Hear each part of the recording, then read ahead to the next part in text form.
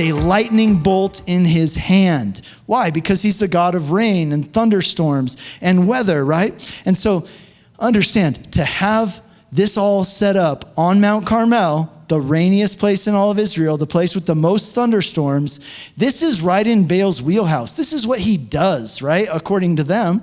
He's the God with a lightning bolt in his hand. To send lightning on the rainiest, thunderstormiest place in all of Israel, this should be easy for him, okay? So understand, Elijah's saying, we'll do your thing. That's what Baal does, then we'll go there and he can do his thing. Let's see. Verse 25, Elijah tells the prophets of Baal, okay, you guys go first. Verse 26, they took the bull that was given to them and they prepared it and called upon the name of Baal from morning until noon, saying, "O Baal, answer us." But there was no voice, and no one answered, and they limped around the altar that they had made.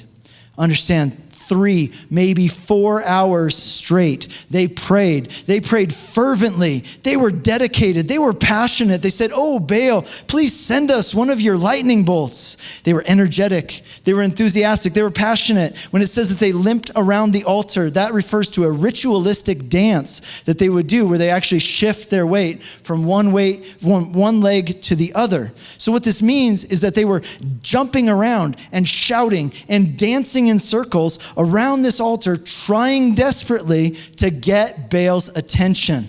I wonder how many of you have ever felt like you need to do that kind of thing, right? You need to do something, shout or jump around in order to get God's attention. I'll tell you what, I've seen some Christian gatherings that looked a whole lot like what the prophets of Baal are doing right here. Like a lot of shouting, right? There's like a hanky wiping their face, right? They're sweating through the shirt, right? A lot of sweat, a lot of shouting. But of course here, the problem is this.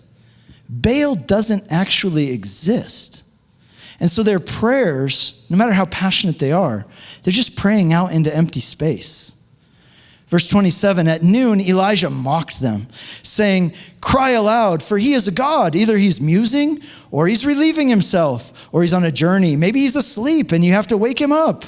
Guys, this is stone cold, right? He's brutal. He's letting them have it. I kind of picture like this. I might be totally wrong, right? I imagine him sitting like in a lounge chair with like a drink in his hand, and he's just sipping it and watching them and heckling them, and giving them a hard time, watching them wear themselves out and get all sweaty and get all tired. And by noon, 4 hours straight of yelling and shouting, they're exhausted, they're frustrated, and Elijah's just making fun of them, right? He's like, "Hey guys, maybe you need to shout louder. Apparently your God can't hear you." You know what? There is a time and a place when it is appropriate to make fun of things that are foolish, to make fun of things that deserve to be ridiculed. You know that God actually does that? At several places in the Bible, especially in the prophetic books. Psalm 2, it says that God looks down from heaven and he laughs. And he holds the nations in derision. It means that God looks at the ridiculousness of the crazy things that people do, and he laughs. In the book of Isaiah, God mocks the ridiculousness of people who worship created things that they make with their own hands. He says, "You made that 5 minutes ago, and now you're worshiping it as your God? That's ridiculous." Jesus mocked things that were ridiculous. Jesus used hyperbole, right? He said some stone cold things, right? He used hyperbole to help people see how ridiculous some of the things that we do actually are. He told the religious people in his day, he said, "You know what you guys are like? You're like whitewashed tombs. You look all pretty on the outside, but inside there's nothing but death." That's cold, right? He said it right to their face. Jesus mocked the legalistic attitudes that try to find loopholes in God's word, right? And he said, "You know what that's like? It's like you strain out a gnat and you swallow a camel," right? It's ridiculous.